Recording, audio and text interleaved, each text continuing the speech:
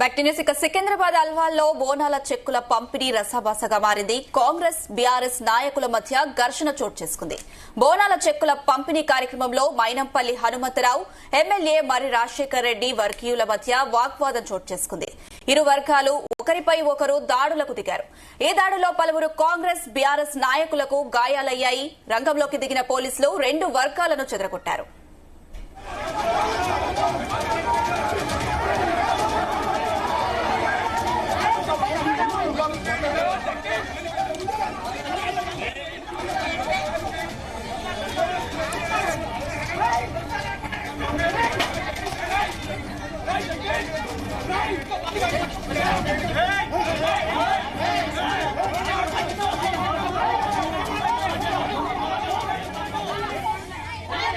ఇక సికింద్రాబాద్ అల్వాల్లో బోనాల చెక్కుల పంపిణీ కార్యక్రమంలో రసభస చోటు చేసుకుంది. కాంగ్రెస్ బీఆర్ఎస్ నాయకుల మధ్య ఘర్షణ చోటు చేసుకుంది. బోనాల చెక్కుల పంపిణీ కార్యక్రమంలో అటు మైనంపల్లి హనుమంతరావు, ఎమ్మెల్యే మరి రాజశేఖర్ రెడ్డి వర్గీయుల మధ్య వాగ్వాదం చోటు చేసుకుంది. దీనికి సంబంధించి మరిన్ని డీటెయిల్స్ మా బ్యూరో చీఫ్ నరేందర్ అందిస్తారు. ఎస్ నరేందర్, దీనికి సంబంధించిన డీటెయిల్స్ ఏంటి?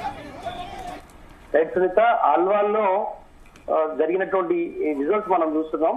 చెక్కుల పంపిణీకి సంబంధించినటువంటి కార్యక్రమంలో అటు ప్రధాన ప్రతిపక్షం బీఆర్ఎస్ పార్టీకి సంబంధించినటువంటి లీడర్లు పాల్గొన్నారు. అధికార పార్టీ కాంగ్రెస్ సంబంధించినటువంటి లీడర్లు పాల్గొన్నారు. ఎమ్మెల్యే స్థాయి వ్యక్తులు కూడా ఉన్నారు దీంట్లో.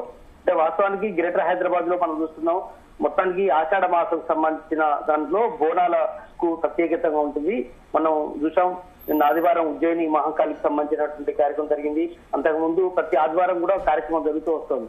అటు ఆల్వాల్లో ఈ బోనాలకు సంబంధించినటువంటి కార్యక్రమం ఉన్న నేపథ్యంలో చెక్కుల పంపిణీ కార్యక్రమం అనేది అధికార పార్టీ చేస్తోంది. దీనికి ప్రతిపక్షంలో లోకల్లో ఉన్నటువంటి ఎమ్మెల్యే కూడా ఉన్నారు.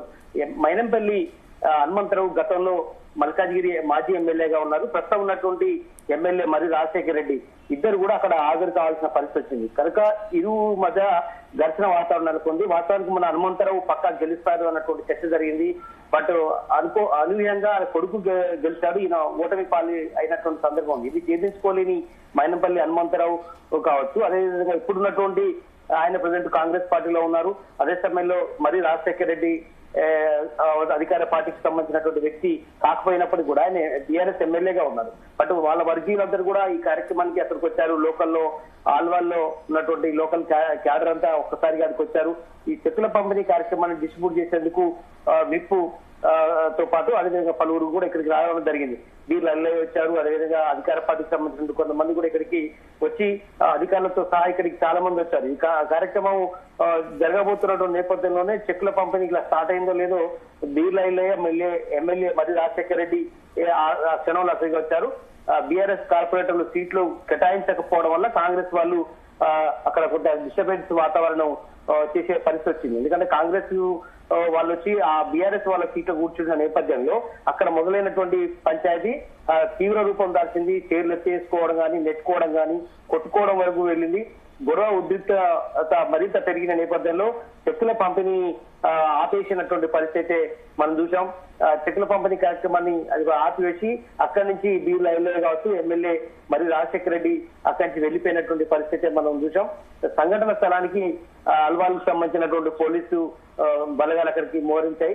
పెద్ద ఎత్తున అక్కడ చెల్లా చెదురుగా ఉన్నటువంటి కుర్చీలు కావచ్చు అవన్నీ ఉన్నాయి. అదేవిధంగా అక్కడ కార్యకర్తల తోపులాటను నిర్వహించే ప్రయత్నం అయితే చేశారు. కొంతమంది అదుపులోకి తీసుకున్నారు.